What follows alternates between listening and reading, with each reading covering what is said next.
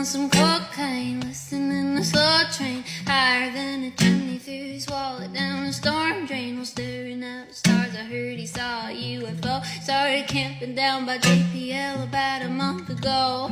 Truth is stranger than fiction, they say, even if it's not, I prefer it that way.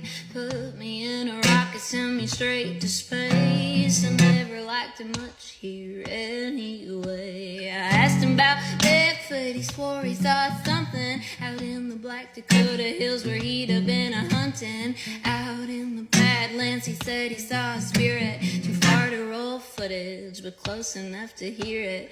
Truth is